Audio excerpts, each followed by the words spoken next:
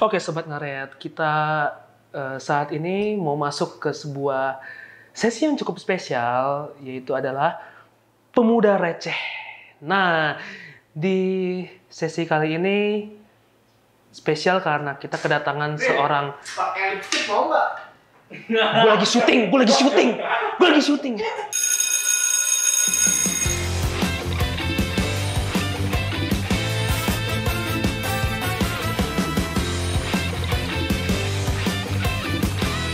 Oke Sobat Ngaret, kita sekarang mau masuk ke sesi yang cukup spesial, yaitu adalah Pemuda Receh.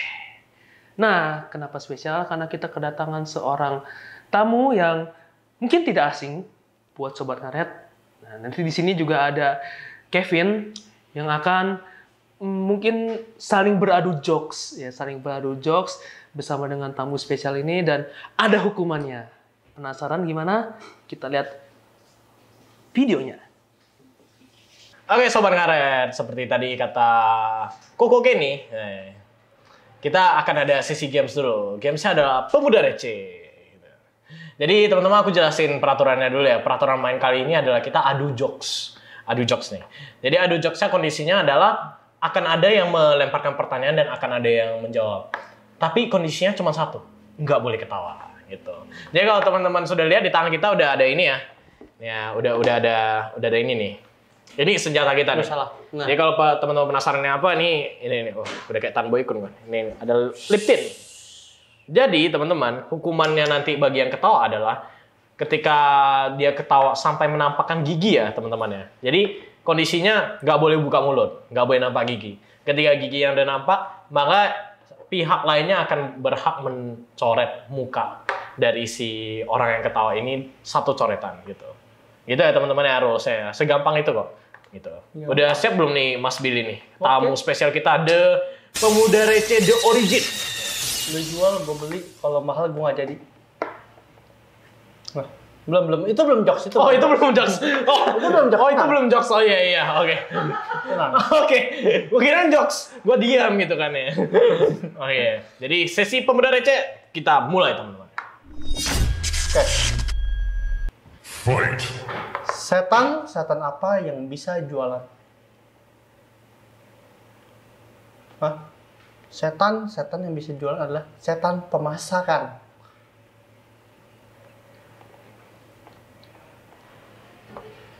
Oke, giliran aku ya teman-teman ya. Oke. Tahu nggak Bil? Sadar gak sih pemenang MasterChef Indonesia itu selalu Cindo? Tahu nggak kenapa? Kenapa tuh? Karena kitchen.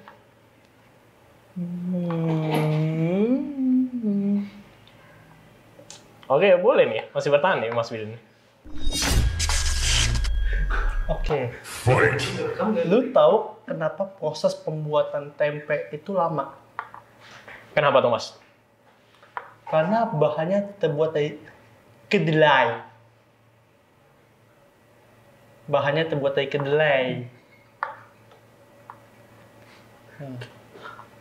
Oh, masih bertahan. Tidak apa-apa, lu open saja. Oke, giliran aku ya teman-teman ya. Oke Mas Billy, tau nggak sih? Kan ada banyak ruangan di dunia ini ya. Jadi, menurut Mas Billy nih, ruangan apa yang selalu tertutup? Ruang apa yang tertutup? Ruang hatinya dia kali. Aduh, jadi sakit hati nih. Bukan dong, salah. Apa tuh? Kloset.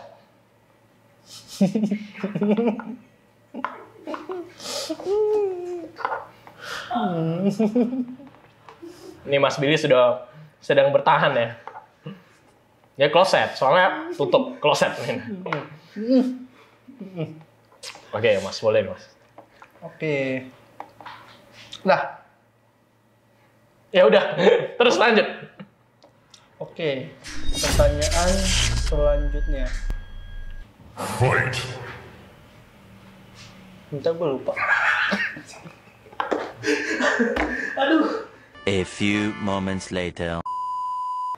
Kenapa jumlah ginjal kita ada 2? Karena satunya biasa buat dijual. Salah.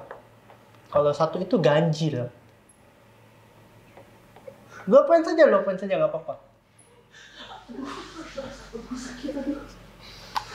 Oke, boleh nih. Giliran saya. Ngomongin pasangan nih. Hewan-hewan apa yang suka berteman? Hewan yang suka berteman. Ular bebek kan? Salah.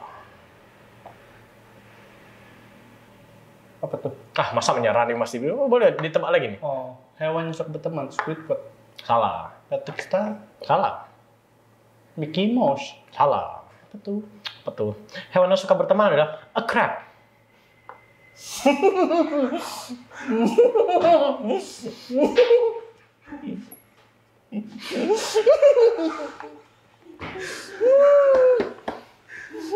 Boleh nih, Mas Willy ini kumisnya udah bergetar nih dari tolong lepaskan aku gitu.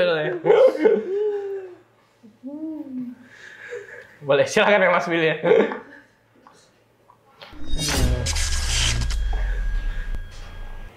Fight! Oke. Biasa kan kalau kita nikah ya, itu pasti kita harus ada wali ya. Oh ya benar. Kalau misalnya wali nggak ada, band yang lain kayak ST12 boleh? Boleh dong. Kenapa enggak? Boleh dong. Boleh. Iya.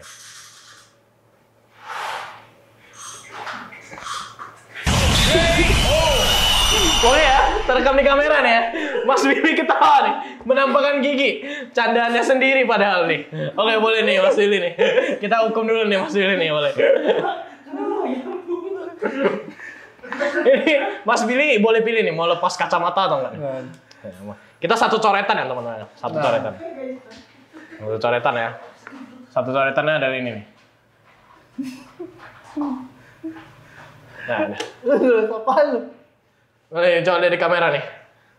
Gak terlalu jelas ya, tapi mungkin saya tulisnya OMG. Biar terkena virus ya, gitu. Oke, boleh. One eternity later.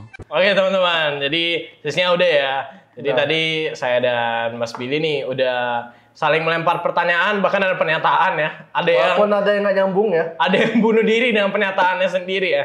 Jadi teman-teman ada beberapa pertanyaan tadi berhasil sama Mas Billy, cuman satu orang salah ketawa sekali aja gitu ya.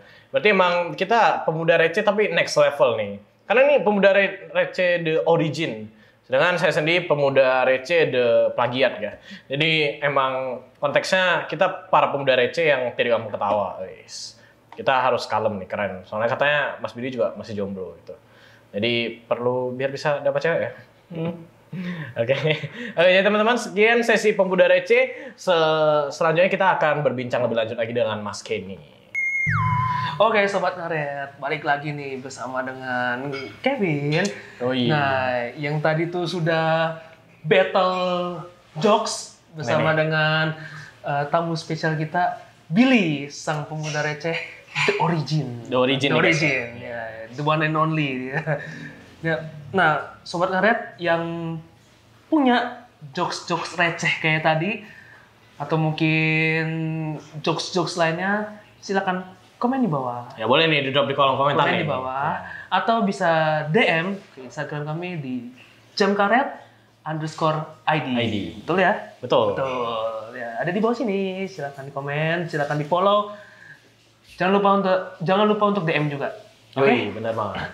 Nah, Vin, kita balik lagi nih ke Balik lagi ke laptop ya. bukan itu acara Oh, sebelah. bukan laptop. Oh, bukan ya. Itu acara sebelah.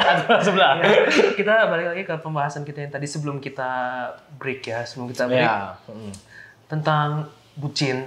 Iya, Nah, benar. bucin kan. Nah, tadi kan lu bucin terhadap inilah si Mau lihat lagi. Nah, udah, Aneh. Oh, udah. udah, cukup. Iya sih, nanti takutnya yang lain jatuh cinta ya. Baik saingan. Iya, banyak saingan. ya. Iya, bosan. Nah, lu bucin terhadap sesuatu itu apakah yang tadi lu bilang lu kan ada positifnya ya? Iya, benar. Ada positifnya. Berarti lu nggak merasa terbebani, nggak merasa menderita karena lu bucin itu? Benar. Kalau mungkin di mata orang yang bucin, tapi mungkin di mata gua enggak, karena gua gak ngerasa ada dampak negatif itu di diri gue sejauh ini ya, sejauh ini. Malah itu membuat lu termotivasi gitu. Benar. Support system. Yoi, support system. Ya, inilah sebuah alibi dari seorang jomblo. Oke. Nah, tapi gini, kita kan tahu ya, tadi kan kalau selama kita bahas bucin itu terhadap orang, terhadap subjek, gitu, benda hidup. Benar. Nah, tapi kalau misalkan gimana kalau misalkan gue bucin terhadap contoh nih pisang goreng ini, ya gue bucin banget sama ini Piskor. Pokoknya gue saking sukanya, saking cintanya, nggak boleh ada orang lain yang makan selain gue. Ya nggak boleh ada. Oke. Atau minuman ini saking enaknya, lu mau nih? Nggak boleh. Nah, berarti itu bucin terhadap Minuman. Iya. Minuman atau makanan atau benda mati lainnya. Benar. Kemelekatan. Benar, kemelekatan. Nah, bisa juga kita punya kemelekatan terhadap sebuah lingkungan atau sebuah ekosistem, misalkan lingkungan kerja atau ini bisa aja organisasi sosial. Benar, bisa jadi.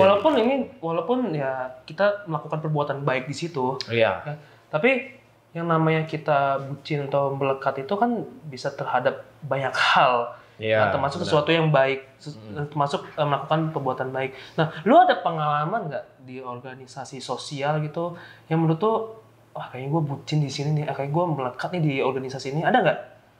Kalau sejauh pengalaman gue, karena sebenarnya pengalaman gue organisasi gue cuma 2. Yang sekarang CD dengan yang dulunya itu sebelum gue join CD sebagai pengurus, itu ketika itu gue menjabat sebagai ketua himpunan di perkuliahan gue.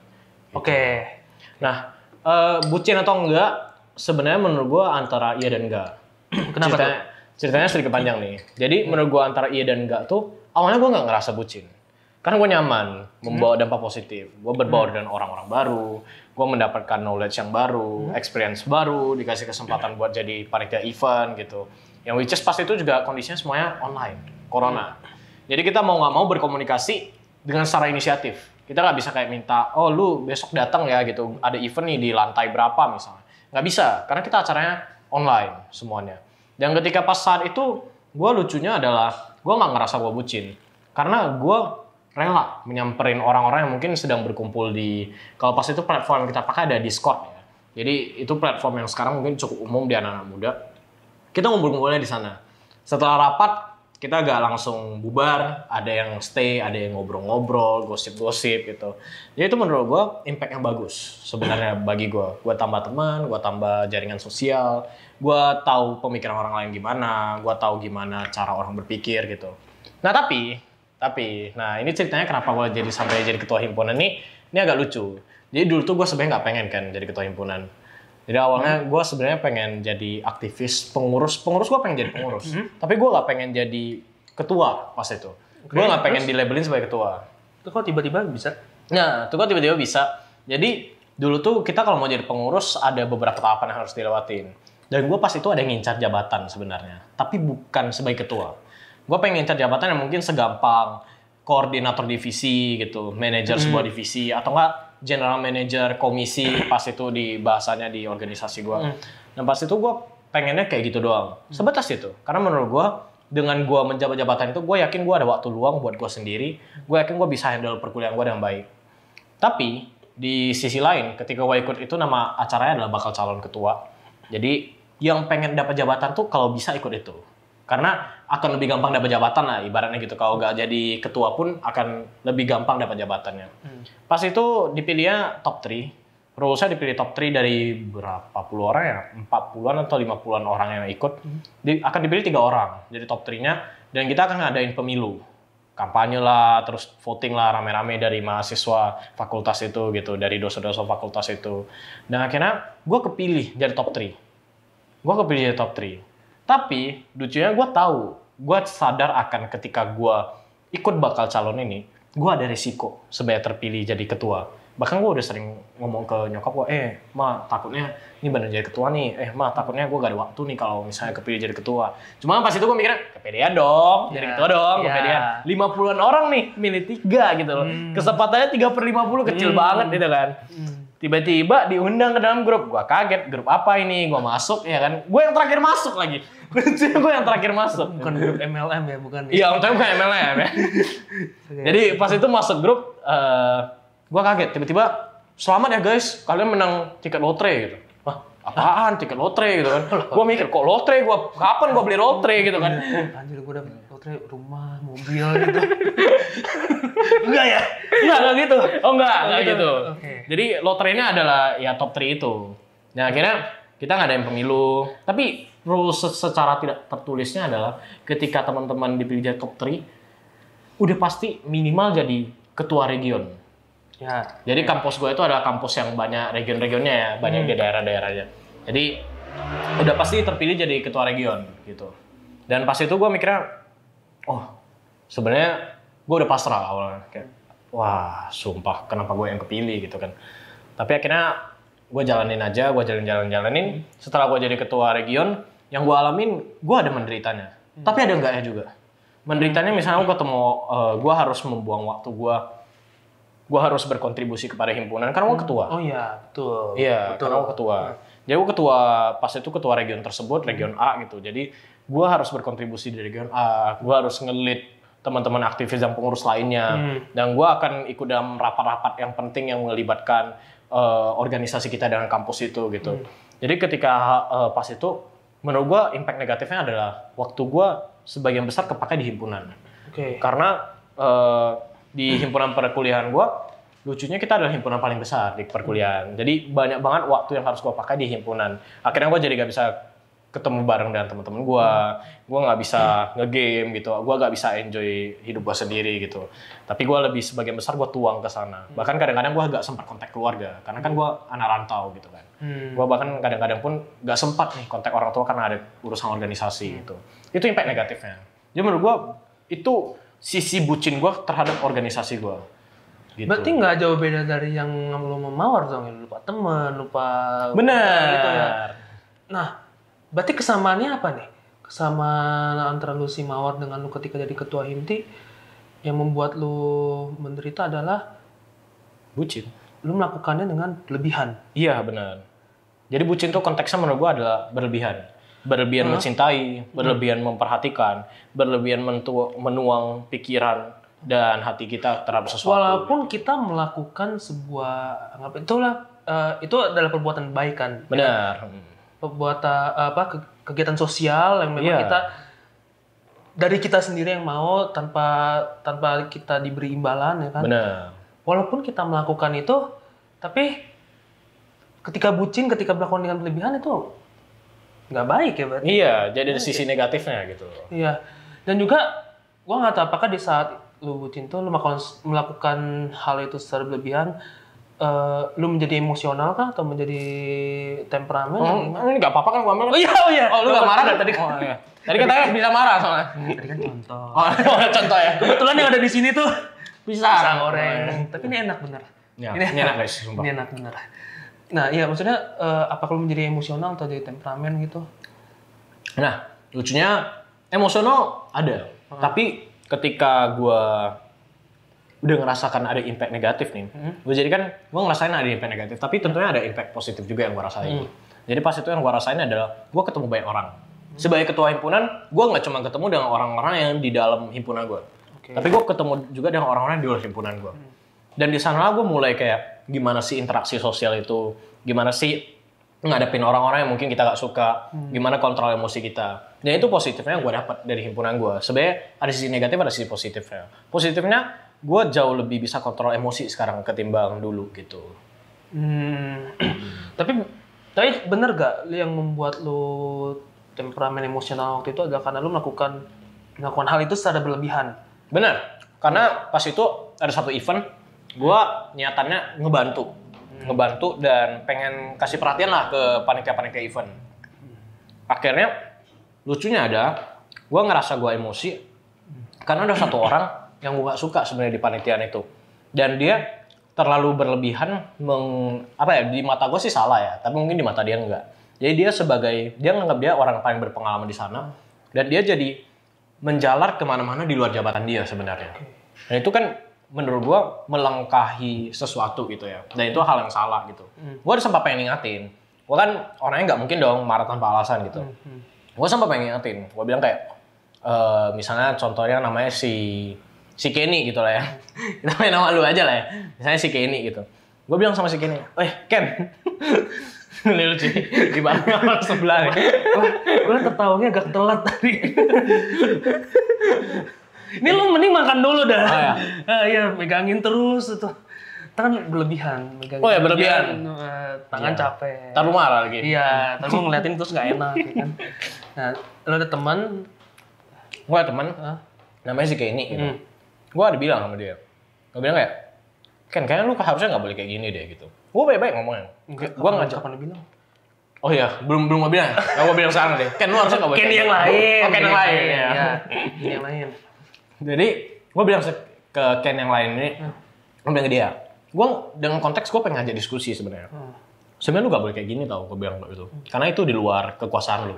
Dan lu harusnya gak boleh komandoin ketua acara buat nunduk di bawah lu. Karena lu hanya pengamat, gue bilang kayak gitu. Lu gak boleh sebenarnya kayak gitu. Tapi dia gak mau nerima. Nah ini yang gue bilang, gue ketemu orang yang berbagai jenis sebenarnya. Oke. Itu. Oke. Buat lu ya, tapi lu bagus sih punya pengalaman yang berorganisasi gitu. Lu ada ya tadi lu bilang negatifnya adalah lu melakukan berlebihan, tapi lu punya sisi positif lainnya yang bisa lu ambil. Iya. Dan itu memang sebenarnya yang harus kita sikapi dalam mau itu berorganisasi, mau itu kita di lingkungan kerja atau berhubungan dengan siapapun. Gitu. Benar. Karena gue juga memang gue ada ya sama kayak lu lah, ada pengalaman juga kayak lu yang melakukan sesuatu secara berlebihan, bucin nih, gue bucin bantuin orang lah, anggap lagi. Iya. Gue bucin bantuin orang sampai di titik gue capek, gue ada kesel juga sama ini sama orang satu orang dua, bahkan sempet sampai sakit gue. Oh sempat sampai sakit lu Udah ya? sempet sakit hanya karena kegiatan sosial. Jujur ini fun fact, gue nggak pernah sakit selama kerja gue kerja di satu perusahaan kan. Iya benar. Ya udah beberapa tahun gue nggak pernah sakit di situ. Wah. Pernah sih sekali doang COVID, itu pun kena Itu tular. COVID ya, jadi mau nggak mau gitu kondisinya. Ya. Iya. Tapi ketika di kegiatan sosial gue ada sempet sakit, pusing atau mungkin masuk angin gitu karena ya gue sadar itu gue melakukan ini secara berlebihan. Benar. Cuma gue selalu berusaha menciptakan kondisi di mana gue bisa melakukan hal itu secara tepat dan menciptakan mood yang bagus. Benar. Gitu. Jadi walaupun gue udah tahu nih gue akan ngelakuin ini secara berlebihan, tapi gue harus menciptakan mood gue yang bagus supaya yaitu gue tidak sakit, gue tidak terkena hal yang negatif, supaya juga kedepannya kita akan ya udahlah ini kan kegiatan sosial, Iya, kan? benar. Kan kegiatan sosial, gue tidak mengharapkan apa-apa. Ada Oh, mindset yang lu ubah betul, lah gitu. iya. Gue berbuat baik lah di sini. Oh, gue sakit ya udah ini resiko. Iya. Gitu. Oh, gue nggak dapet itu. Oh, ya udah ini resiko. Benar. Gitu. Jadi ya untungnya saja sampai saat ini dengan gue punya mindset seperti itu, dengan gue menciptakan mood yang bagus, ya walaupun gue berlebihan tapi gue tidak lagi menderita secara berlebihan gitu. ya mungkin malah gue bisa dibilang gue sudah tidak berlebihan terhadap Iya. hal itu. Ah. Ya mungkin bisa dibilang seperti itu. Ya cuma memang ini harus kita latih setiap hari sih. Memang kita harus latih setiap hari, setiap waktu. Ya ini buat sobat ngaret juga yang mungkin punya pengalaman mirip seperti kita. Iya nih. Atau mungkin pengalaman yang sama kayak kita, entah itu di organisasi sosial atau di lingkungan kerja atau mungkin yang masih sekolah, masih kuliah di perkuliahan, di Iya, benar. masa-masa sekolah, silakan komen di bawah. Boleh nih cerita-cerita dulu kita nih. Iya, mana siapa tahu nanti ada yang kami undang. Iya. Nah, bro, ini buat para penonton kita nih tentang kita kan udah bahas soal bucin, soal melakukan hal sesuatu yang berlebihan sehingga tidak sesuai ekspektasi kita. Iya. Ya kan? Lu mungkin ada pesan-pesan nggak buat sobat ngaret kita nih tentang obrolan yang kita omongin hari ini nih? Pesan ya? Pesan sebenarnya teman-teman perlu tahu sih. Sebenarnya bucin itu pengertian di kalian itu seperti apa sih bucin? Itu yang pertama. Jadi kan pengertian bucin ini kan ada sebuah istilah beda-beda. Budak cinta. Seberapa seberapa tingkah laku sih lu sih sampai lu bisa dibilang budak cinta gitu. Nah, itu yang pertama, teman-teman harus klasifikasiin dulu. Gimana sih budak cinta? Kalau menurut kita berdua tadi adalah bucin adalah sesuatu yang berlebihan sampai berdampak negatif. Negatif terhadap kita. Iya. Jadi menurut kita adalah kalau misalnya bucin itu pasti relate sama sesuatu yang berlebihan. Jadi teman-teman ketika melakukan sesuatu, ketika ada orang yang pernah bilang ya. Jadi sering ada orang yang pernah bilang, ketika kamu pengen melampaui seseorang, ketika kamu pengen meraih sebuah prestasi, kerahkannya lah yang lebih daripada biasanya. Itu kalimat itu tidak salah, tapi teman-teman perlu tahu juga di kalimat itu teman-teman ada risiko yang teman-teman harus ambil. Misalkan lomba A, teman-teman kerahkan lebih di lomba A, let's say teman-teman harus izin dari kelas gitu, harus join di tim itu buat latihan. Waktu teman-teman terpakai buat latihan lomba gitu. Teman-teman harus sadar aja terhadap risiko itu. Dengan teman-teman sadar, teman-teman mungkin bisa kondisinya kayak Koko Kenny tadi gitu kan.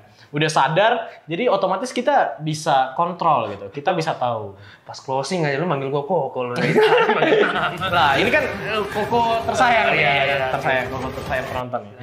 Jadi, kalau teman-teman semua pesan aku sih cuma satu. Ketika teman-teman pengen bucin, ketika teman-teman pengen melakukan sesuatu berlebihan, pastikan teman-teman tahu resikonya dulu. Pastikan teman-teman tahu apa sih sebenarnya resiko yang harus gue ambil ketika gue melakukan hal ini. Jadi nanti ke depannya ketika misalnya teman-teman gagal atau teman-teman misalnya kurang berhasil lah dalam hubungan maupun dalam organisasi gitu. Teman-teman jadi tahu, teman-teman jadi sadar, oh emang gue udah tahu resikonya sebenarnya. Ya udahlah gitu. Lebih belajar lebih sebenarnya bukan lebih ke cuek secara organisasi ya. Belajar lebih cuek dengan emosi yang seharusnya tidak harus kita tongolin gitu. Begitu. Jadi begitu kurang lebih sih pesan buat para sobat ngaret. Oke. Beri tepuk tangan semua untuk Kevin. Tepuk tangan virtual. Tepuk tangan virtual. Nanti ada efeknya di sini. Oke guys. Nah, ini kayaknya obrolan kita cukup sampai di sini aja. Iya nih. Buat teman-teman sobat ngaret yang pengen kepoin sosial media kita, nih ada di bawah sini. Ya, silakan di follow, di kepoin semua. Saya masih jomblo ya, terlepas saya ini dari Hani gitu ya. Boleh banget teman-teman. Boleh juga Instagram Anda saya taruh di bawah juga. Yeah. Nah, terus buat teman-teman jangan lupa juga untuk like, share, dan subscribe supaya kita semakin semangat untuk membuat konten ini. Loh, bukan subscribe dong. Apa tuh? Subrek. Iya, subrek ya. Saya sampai lupa. Iya, kata-kata saya sendiri. Jangan lupa untuk subrek ya, channel teman-teman. ini. Nah, oke Vin, ini karena kita udah mau penutupan nih, gue kayaknya mesti berangkat lagi nih kayaknya. Parah nih, lu udah telat, lu cabutnya paling cepat lo. Gue mohon maaf, gue ada janji ketemu sama bucin gue. Oh iya, siapa tuh? See you twice. Oh iya, ini juga nih ternyata nih ya teman-teman. Saya berangkat dulu, kebetulan Billy sudah menunggu juga di depan. Iya, Katanya kebetulan Hani kayaknya ada di depan tuh, jadi saya juga harus pegang. dia mau ketemu juga sama Cheong Twice. Iya, Cheong Twice ya, dari Billy ya. Iya. Kita konser ya dengan dia. Oke. Ada di Singapura katanya kan dia. Nah, buat teman-teman jangan lupa untuk saksikan video kita selanjutnya. Sampai jumpa. Dadah. Sampai jumpa semuanya.